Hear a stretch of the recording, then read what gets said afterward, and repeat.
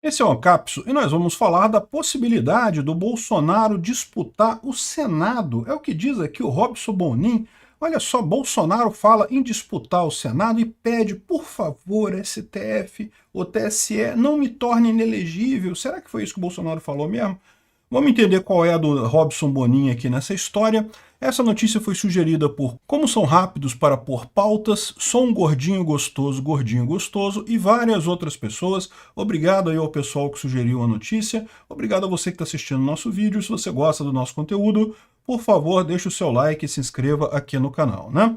Pois bem, o senhor Robson Bonin, como todo bom opositor, todo amante do Lula, está aqui dizendo que não, que Bolsonaro falou que vai disputar o Senado. Não, por favor, TSE, não me casse, não me torne inelegível, eu vou disputar só o Senado e coisa e tal. Mas aí, se você ler o que ele falou aqui mesmo, o que ele disse é o seguinte, né? O ex-presidente afirmou nessa quinta-feira que não gostaria que suas portas fossem fechadas para o futuro na política. Lógico, ele implorou alguma coisa, ele pediu alguma coisa? Não, ele disse que, pô, eu espero que o TSE não me torne inelegível. Todos nós esperamos isso. Eu espero também que o TSE não torne o Bolsonaro inelegível. Pretendo votar nele em 2026. Então, assim, não tem nada de implorar o TSE para pedir coisa e tal, né? E falou que pode disputar uma vaga no Senado ou voltar a concorrer à presidência da República. Por que ele falou isso? Porque é lógico, ele já deixou claro que o que ele quer é justamente ser a espinha dorsal da oposição aqui no Brasil, é justamente catapultar a oposição em 2026, muito mais importante do que ele próprio ser o candidato. Isso é uma coisa que, na verdade, é uma estratégia ótima do Bolsonaro, deixar aberta a possibilidade para ser o Tarcísio, se for o caso, ser o Zema, se for o caso, ser outro nome qualquer da oposição. Se for a melhor opção quando chegar em 2026, eu não acho, tá? Eu ainda acho que para o Brasil em 2026 a melhor opção vai ser de novo o Bolsonaro. Mas a gente não sabe, 2026 está lá na frente, depende de um monte de coisas que vão acontecer agora nos próximos anos. De repente é melhor o Tarcísio, de repente é melhor o Zema, de repente é melhor um outro nome qualquer. O ponto é, o Bolsonaro não quer se colocar como já sou candidato à presidência em 2026.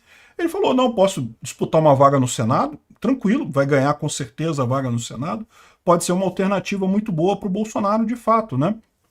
Enfim, o que o Ronin coloca como uma coisa assim, o Bolsonaro tá com medo do TSE, pediu por favor para não ser chamado coisa e tal, é só a cabeça dele de esquerdista retardado que tá com isso na cabeça, né?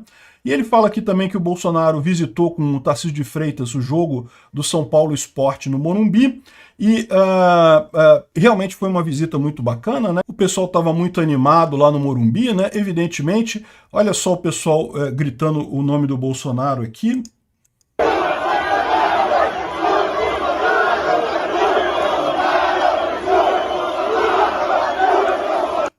Muito bacana, né?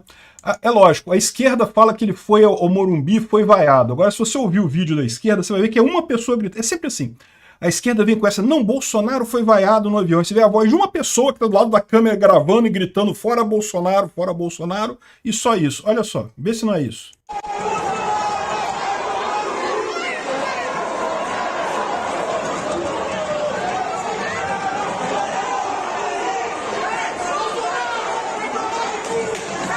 Uma pessoa gritando.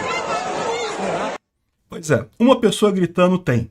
O resto, meu amigo, o que dá para ouvir aqui mesmo é muita gente a favor dele, né? Mas é sempre assim, a esquerda dá um jeito de pegar aquela visão que o pessoal xinga Bolsonaro, geralmente uma pessoa só, e colocar como se fosse, não, o estádio falou contra Bolsonaro e coisa e tal, né?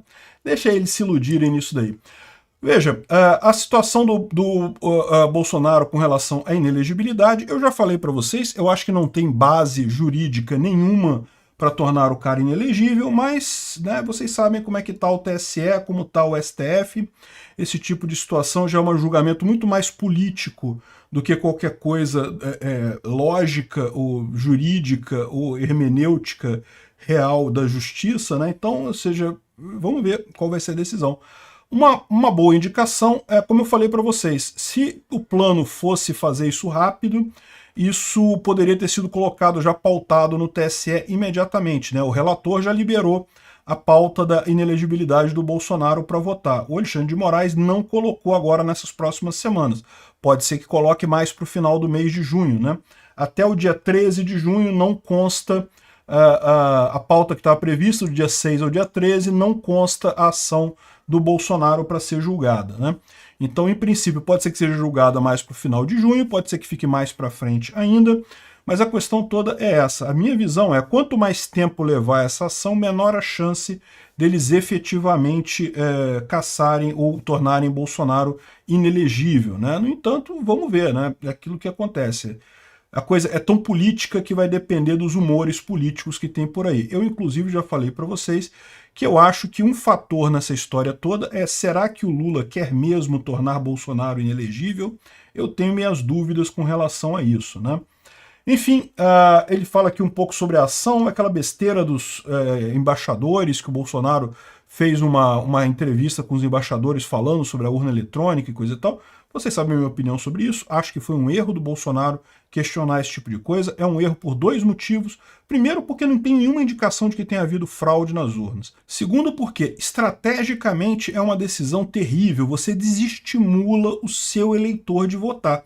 O seu eleitor, não, se é aquela urna, aquela velha, eu não vou votar mesmo não, já tudo roubado e coisa e tal, o Bolsonaro falou que está roubado. Olha só, você perdeu um voto. O seu eleitor que iria votar, como você disse que a urna não é confiável, ele acaba não indo votar e você perdeu o voto no final das contas, ou seja, é ruim. Primeiro, porque não tem nenhuma evidência de que tenha havido problema realmente, e segundo, porque de fato é uma estratégia ruim no final das contas isso daí. Como, aliás, diga-se de passagem, o pessoal lá nos Estados Unidos também percebeu com essa questão do Trump lá, que isso acabou tirando mais voto do Trump, não resolveu absolutamente nada, não mudou absolutamente nada, e repara como é que tentaram equivaler as coisas, sendo que são tecnologias totalmente diferentes, né? As urnas eletrônicas americanas são totalmente diferentes das brasileiras, não tem nada a ver uma coisa com a outra, e aí o pessoal fica nessa paranoia de achar, não, mas não tá funcionando, mas olha quantos números estranhos, assim. Cara, é o que eu falo pra vocês, eu acho que as pessoas não se tocam deste ponto, tá? Que no momento que você tá atacando a urna brasileira, você, em última análise, tá atacando a eleição como um todo. Você pode não perceber, mas você tá atacando a eleição como um todo. Sabe por quê? Porque quando você vira e fala assim, não, deve ter tido fraude porque tem um monte de número estranho aqui na urna. Se você pegar qualquer eleição, com qualquer método, papel, urna com impressão ao mesmo tempo, qualquer método de votação que tiver, vai ter número estranho, sempre tem número estranho. É simplesmente um monte de gente votando, vai ter uns números estranhos ali. Então, no final das contas, qualquer eleição que você tenha no Brasil, se você fizer o mesmo escrutínio que o pessoal fez aqui com a urna eletrônica, vai achar aqueles números diferentes, aquelas coisas diferentes, e no final das contas você está, na verdade, atacando a democracia sem perceber, achando que está atacando a urna. Não, mas eu só não confio naquela caixa do TSE e não sei o que lá, mas você não percebe que os argumentos que você está usando para atacar aquela caixa do TSE é o mesmo argumento que você pode usar para atacar absolutamente qualquer votação democrática.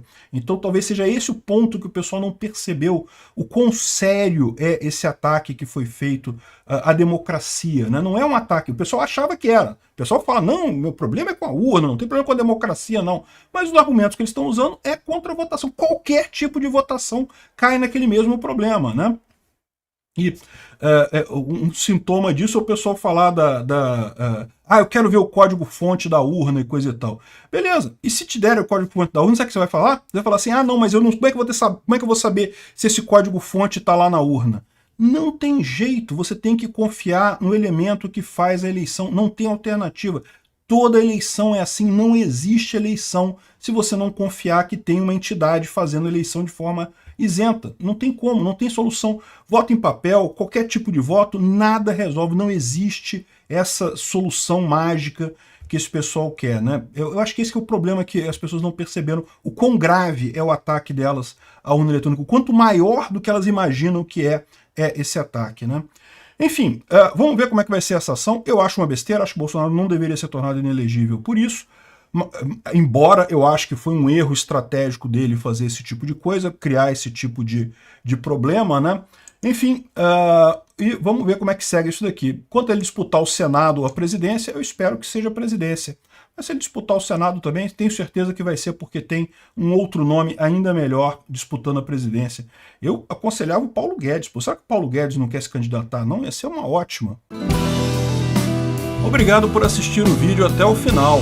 Além de curtir, compartilhar e se inscrever no canal, considere se tornar patrocinador com valores a partir de R$ 1,99. Clique no botão Seja Membro abaixo para saber as condições e vantagens de patrocinar o canal. Mais informações sobre o nosso projeto, visite nossos sites indicados na tela.